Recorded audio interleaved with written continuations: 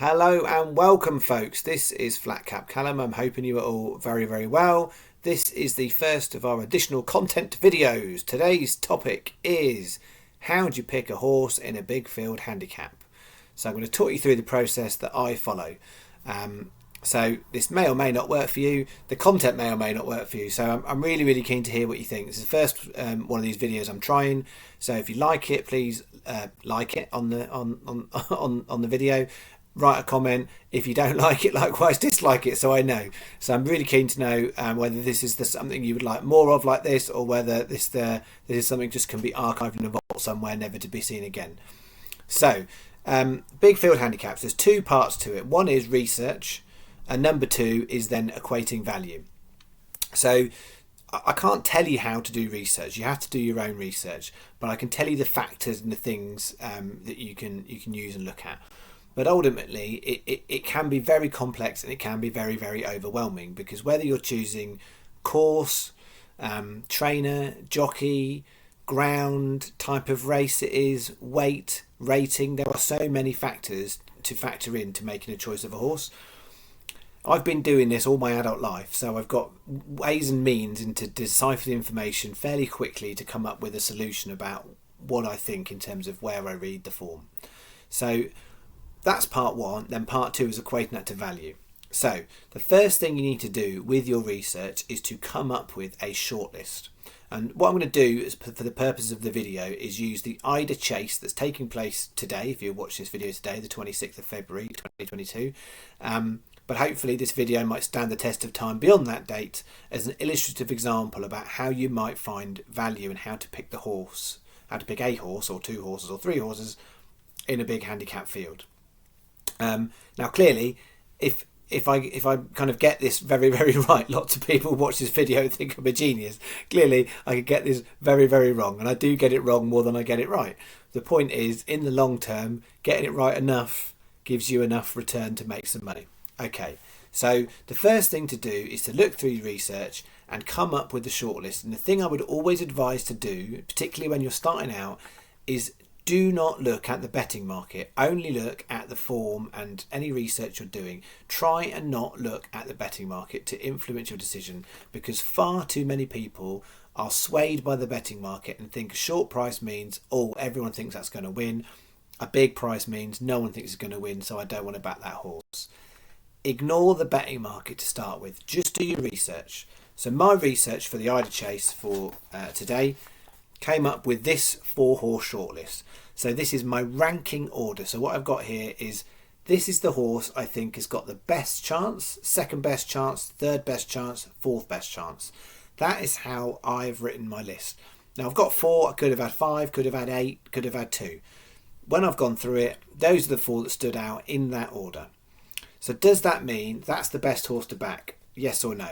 The answer is don't know yet, because I haven't looked at the betting market to equate the value. So run through research before I get to value. Why do I like that horse? I like that horse because it's unexposed. It's one of the few unexposed horses in that race. Irish trainer is a very shrewd trainer. Doesn't have a great record when sending horses over to England, but he's not sending it over for a holiday. He sent his own jockey on there, Richie Condon, who is a really decent claimer.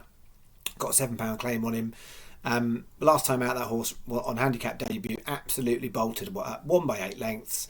So from a ratings point of view, it could well still be behind its handicap mark. And so for me, that made it my number 1 horse. Number 2 horse. Why is that my number 2 horse? So the way I decipher the form is that I'm looking at ground on this one, a lot of it. So a lot of the horses I think you can discount from ground, because the ground today in Newcastle is good to soft. A lot of the horses like soft and heavy. So it is a long distance race. It is a marathon type of event. But if you've got a horse that wants a slogfest, it's not actually going to be the race for it. So you want a stayer, but you want to find a stayer that likes decent enough ground. That to me is Domaine de Lille. If you look at its form, good ground's what it wants. It's good to soft, so it's a bit borderline. It also has 1 on the handicap mark it's running on today. So it has 1 on that mark. So another nice tick in the box for that.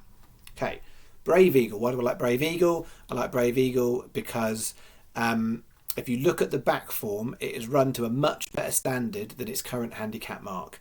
It's not done so well in recent runs. If you look at that, you can draw a conclusion that says maybe it's not so good on soft and it likes better ground. And if it goes on its back form, so there's a bit more risk involved in number 3 horse here, but if it gets back to its back form, could be the best one in the field. So I like Brave Eagle. And then what do I like Achilles?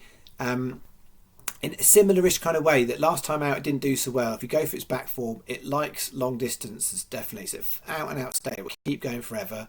It doesn't seem to mind the ground. The thing against it is it's 12. You'll hear me talk a lot on the channel about ageism in horses. So 12 is not against it, but when you've got an aging horse that the last couple of races looks like it could be on decline, that's when to watch out for. Where I will like an aging horse is when it's running consistently or running up to a better stand than it's ever done. Achilles could be on the turn, so it's got a bit of a question mark. That's my 4. Okay, so what I need to do now is add on the odds. So this is roughly what the odds are that I'm going to add on to this to help make a decision about what horse to back. So, added the odds. So, History of Fashion 6, Domaine de Lille 12, Brave Eagle 25, Achilles 16. Now, caveat, I'm really simplifying this, or I'm trying to simplify this as much as I can to make it easier for the average punter to understand what I'm trying to say.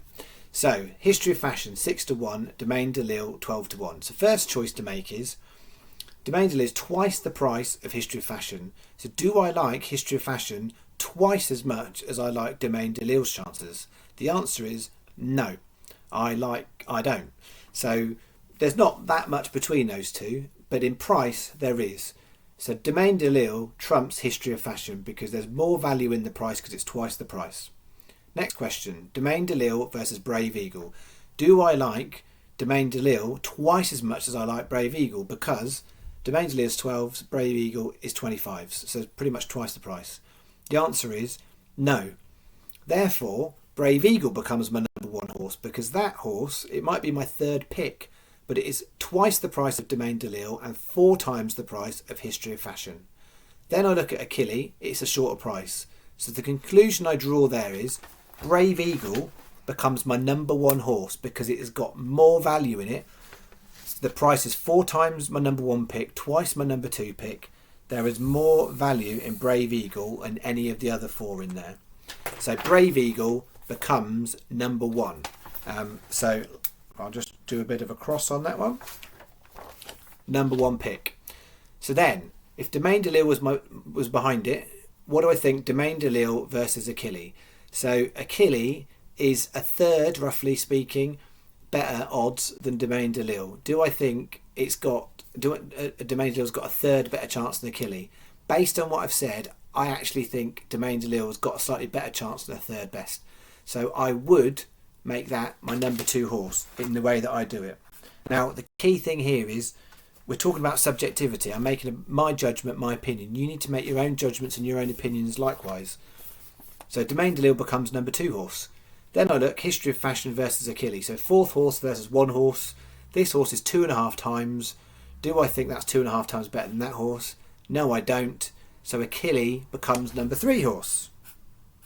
Which means History of Fashion becomes number 4 horse.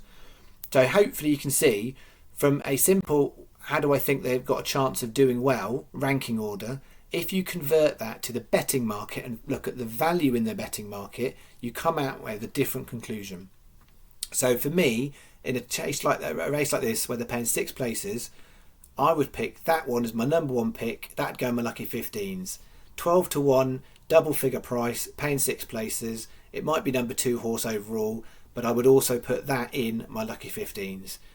Then you get down to Achilles. If I've already got 2 in my lucky 15s, I might be spreading myself a bit thin to put a 3rd in there, but I do think that's probably worth an each way single.